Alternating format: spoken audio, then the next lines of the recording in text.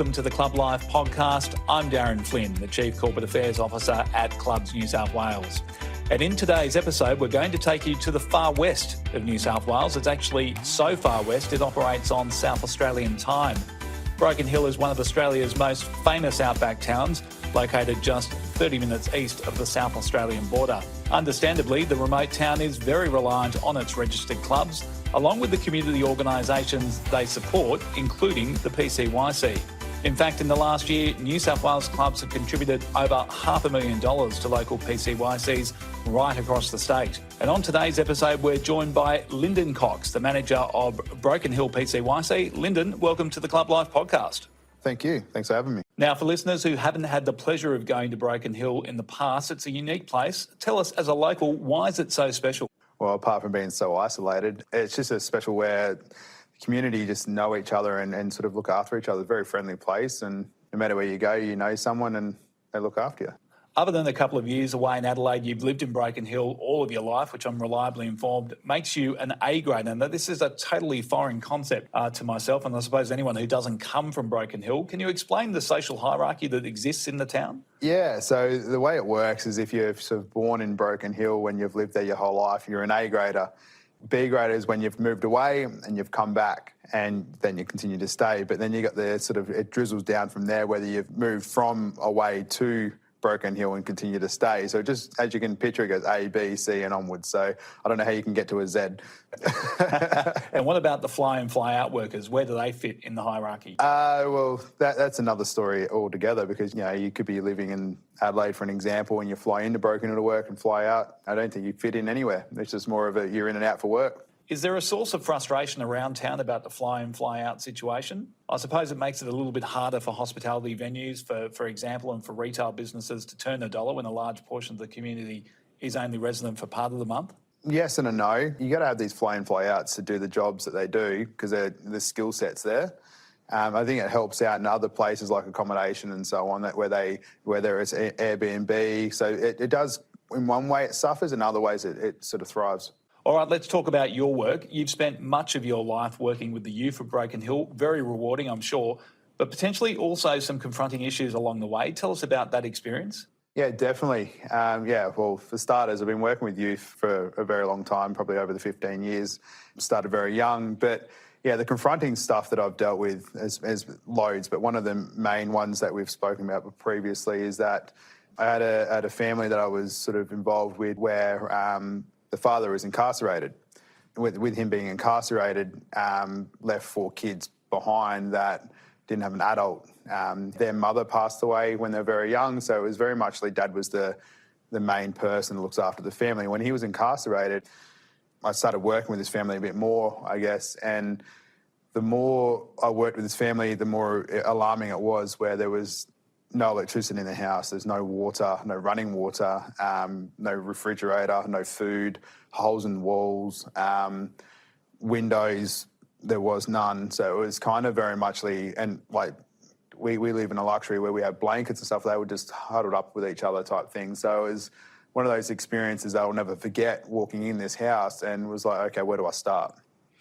Moving from that, just bit by bit, worked with the family, worked with the kids what they needed, worked with services that we're able to provide and support.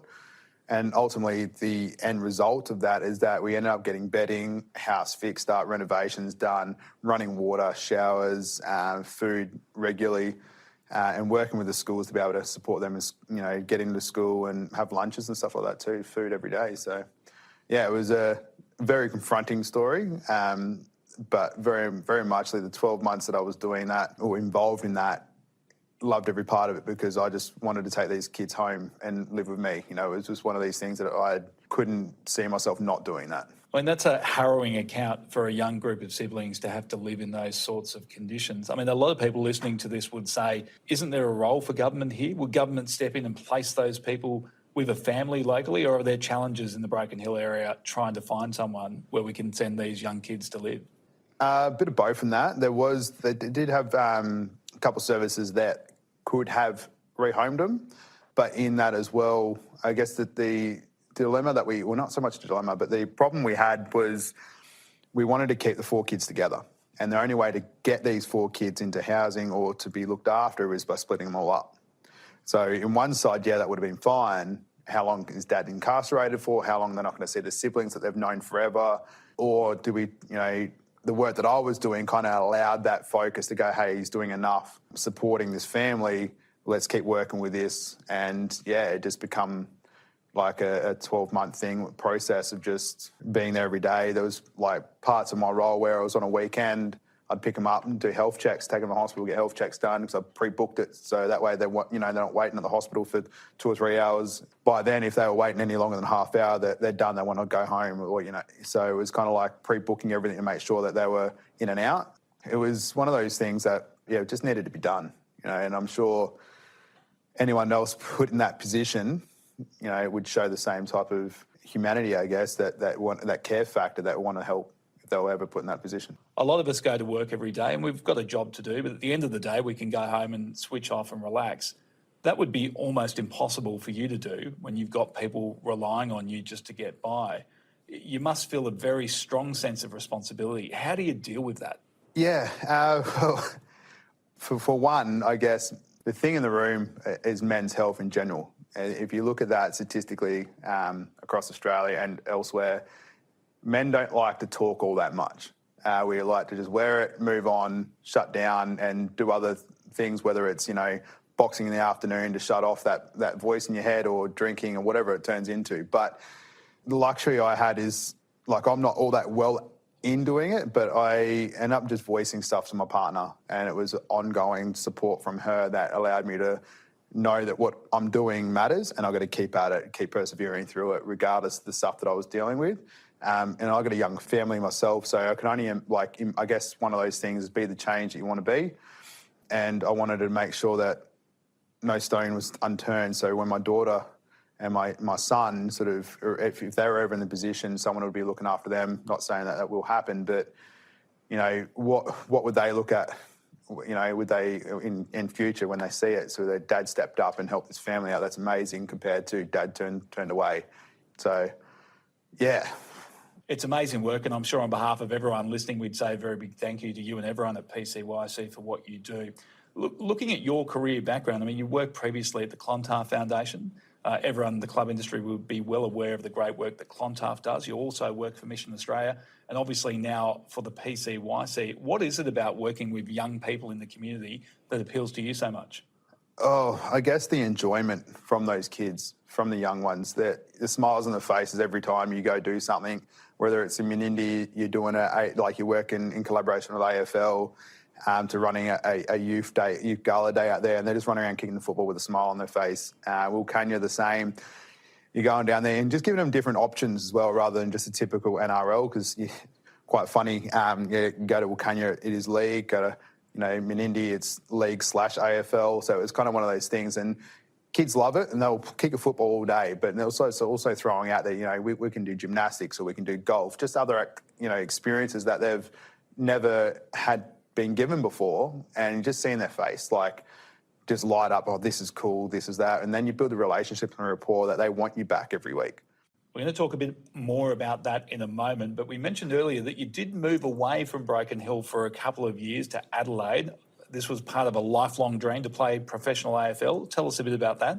I was playing soccer, actually, I'll tell you that. I was playing soccer up until I was 10 years of age, and a mate of mine turned around and said, "Oh, come play AFL." And I was like, "Oh, they play it in Broken Hill?" He goes, "Yeah, for sure." I should have known that because my old man played a fair bit of football in Broken Hill, but I just didn't pick 2 and 2 together, I guess. But yeah, I ended up playing football, and my first year, I just remember getting an encouragement award. It was just, "Good job, mate. Well done. Thanks for running out here."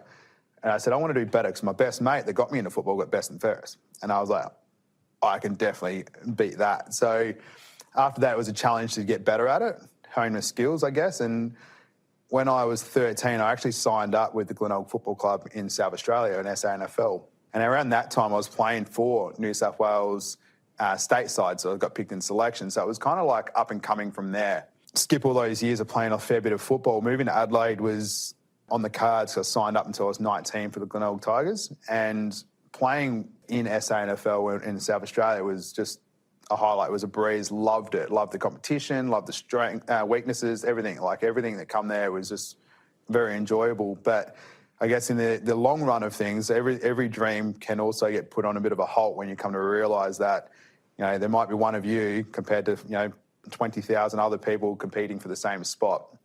And it was just one of those things that I come to realise, and I could keep pushing, or I can actually build a career and focus on the long life of my life rather than the short term of a career. And as you say, a wonderful experience living in Adelaide for a couple of years and playing in the South Australian AFL competition, which people in New South Wales probably don't realise just how strong and parochial that local competition is. That in itself would have been an amazing experience for you. Yeah, definitely. And there's more than because you got the amateur leagues, all different stuff there. So there's all different leagues there, but the pinnacle in South Australia is SANFL. All right, let's talk about the PCYC. You've been back there for a couple of years now in Broken Hill. What led you to the PCYC? I mentioned before that you've worked at some other organisations that work in that space as well. What was so impressive and appealing about the PCYC? I guess what appealed to me, the PCYC, I actually was a kid going to the PCYC.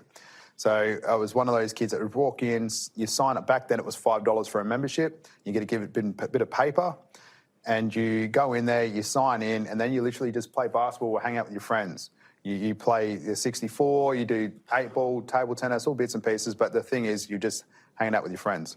Being a part of that as a young person myself, loved every moment and grew great friendships from there. And I guess what appeals to me is that in Broken Hill, it can wanted that sort of same experience that I had for all of Broken Hill to have as well. So the idea of coming in, being a part of PCYC is to uplift, empower, bring kids in, make it a community of sort of service, program, organisation, rather than, we're only limited to this much. And anything I can do to support the community and outreach areas, I'm going to put my hand up for. I think most people listening would have a basic understanding of the PCYC. They may not know about the sorts of services that you offer and some of the sports that kids that play there. Give us a bit of an overview of what goes on at your local PCYC. Yeah, definitely. So I guess we start off with boxing. We'll start with one thing, we'll keep moving through. So boxing itself, when I started, wasn't all that strong, even though we had a boxing coach there, and we were running classes. May have seen one or two kids coming through. At the moment, we're holding about 10 to 14 kids per session, and we do 2 sessions a week. And that is, originally, when I started, it was like 1 or 2 people coming through as in juniors. In the senior side of things, we're probably getting an average of 5, and that's Monday to Friday. And with the junior, it was only 1 or 2 sessions. Now we're at the moment, we're getting 14 per class, roughly, like 10 to 14, maybe some days we have 8, but getting more numbers in regularly each week just by that sport and wanting to do a bit of fitness and so on. Moving from boxing, we've got gymnastics, which we just got trained up in, so that's running at the moment. And inside that, I created a sort of, although you're not reinventing the wheel, but I changed the name from Free G to Mini Ninja Warrior to be a bit more enticing, because at that time, no one was trained up in gymnastics, and I didn't want to waste the space, and I wanted the kids to come in. So I changed it to Mini Ninja Warrior, and I just had kids come in. It was just great. Kids climbing things, running around, flipping, hanging out with their friends, and it brought mothers groups in. So they brought their kids in, and, so we were doing 3 sessions a week, 3 days a week. So we're just becoming like 10 kids, 14 kids for each session onwards. We also run archery. We work with a association, Silver City Archers in Broken Hill. Now, they actually venue hire the space, or they come in and use the space for archery. And we work in collaboration where we get the youth in, and trained by proper professionals as well, because definitely I couldn't shoot. I could shoot one, I wouldn't hit a target. So it's definitely good to have these guys, in their own time, because they come in, they're members, they want to shoot and practice, but they also volunteer their time to show these youth how to be actually, shoot an arrow, I guess. We've got a basketball court. It's not the best basketball court in the world. I am working on fixing it, but we've got a basketball court. Kids come out to play basketball. We had a group of kids play netball, and using that for a bit of training for the Nations of Origin that's coming up.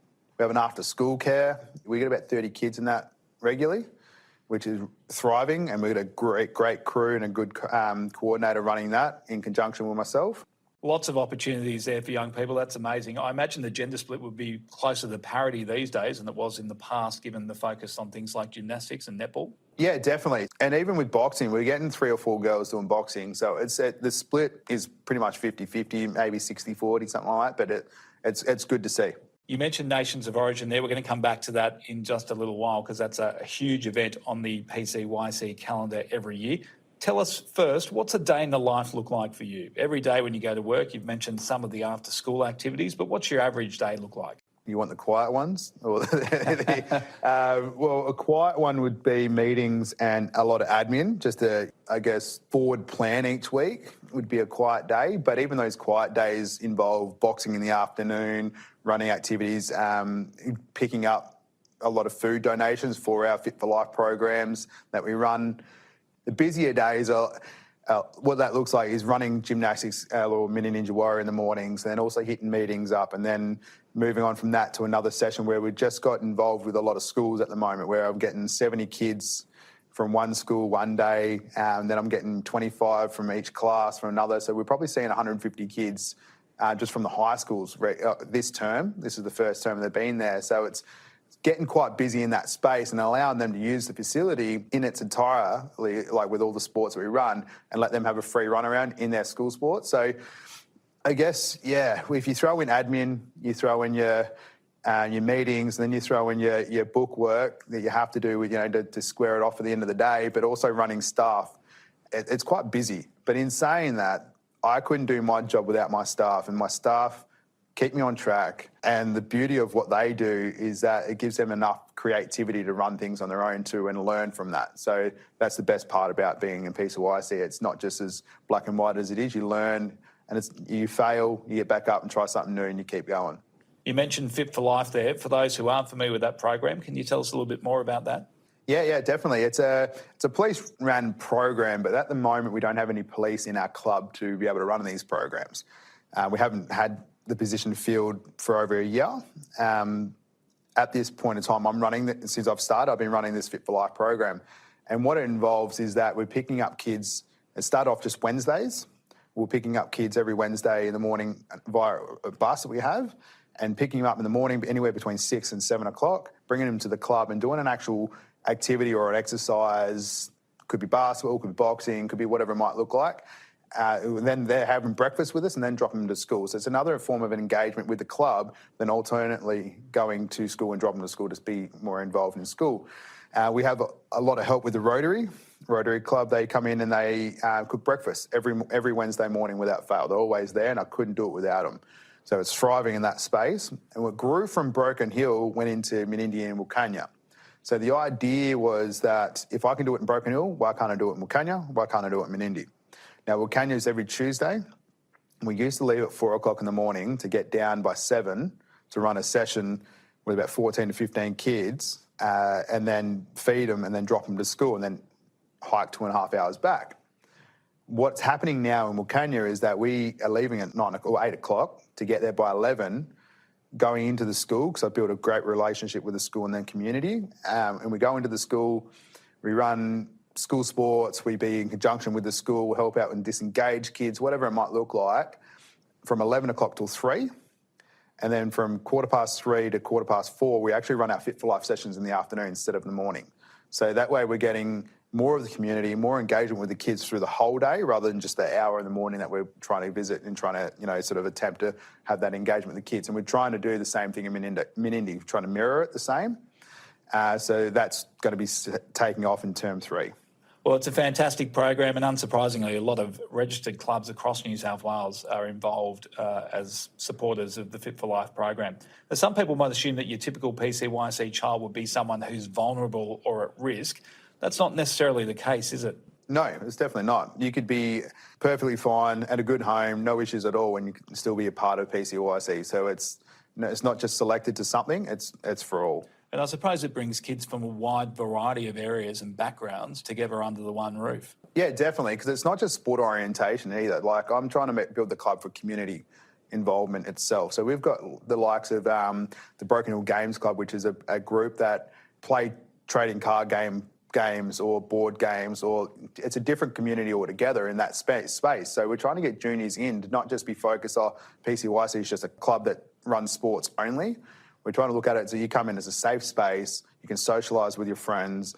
If you need any support for any other factors, that where you've got friendly faces around that to be able to have that conversation with and be able to support. Tell us about the support that PCYC in Broken Hill receives from local clubs, because there's a bit of it. Yeah, definitely. So I guess that's why we're here, is that like the Clubs New South Wales have sponsored and looked after Broken Hill Club for about 60 grand plus in its entirety, I guess. So we've just been given a grant from the Demo Club and the Musicians Club, 30 grand each. And then on top of that, we've got another 2 from the Working Men's Club that donated. So looking at 62 in total for a club, like for Broken Hill PCYC to run all activities and look after kids coming in, activity passes, all bits and pieces like that.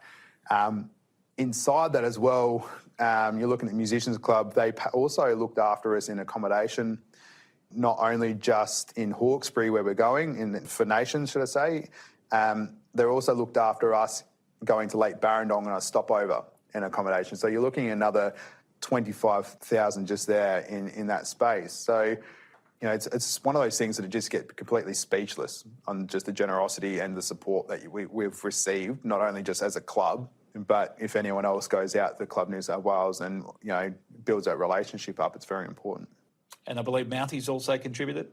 Yeah, definitely. So Dale Hunt and the Mounties group, between Michael Boland and Dale Hunt and the crew that come down and seen us on that one very special day, it built a relationship that hopefully will last for a very, very long time. But with the Mounties, they looked after us in our off-field gear. So they donated nearly $15,000 themselves for 60 kits of our off-field gear for nations. So every kid that goes down for our Nations of Origin will receive one of these kits, and that's a hat, a bag, jumper, shirt, trackies, and they get fitted out in all these, like the outfit to represent our nation.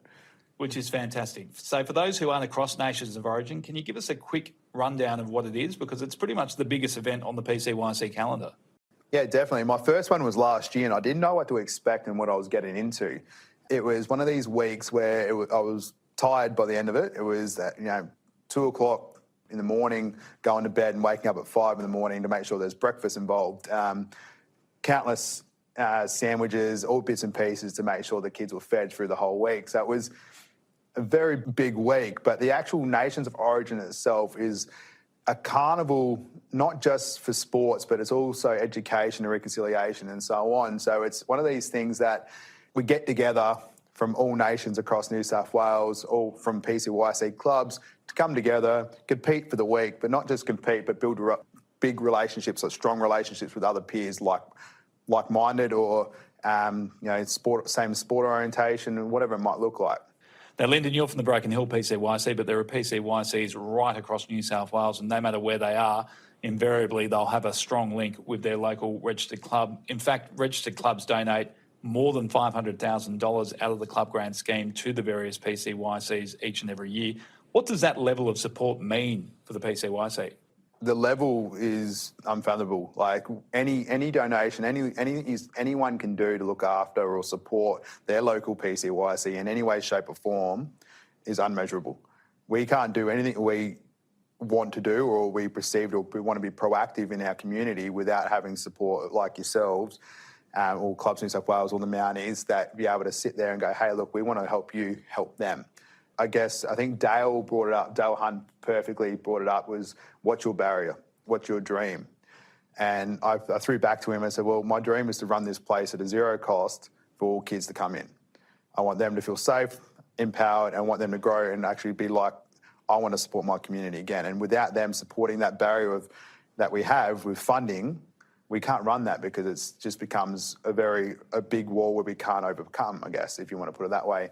So without having you got like Clubs New South Wales, Mounties, and anyone that can support any club, we can proceed and move forward with what we want to get to, I guess. And it's a testament to the quality of the work that you're doing. You've got 3 clubs in town supporting you and also one from Sydney. Yeah, definitely. Like I said, it was meant to be a 15-minute conversation and shake hands and off you go, but as you could probably already guess, I can talk, so it kept them there for 2.5 hours. And in the end result, they wanted to give back and support a bit more. And like I said, I can't do it without them. And all I remember is going home that day, and I was just speechless, and I was so thrilled.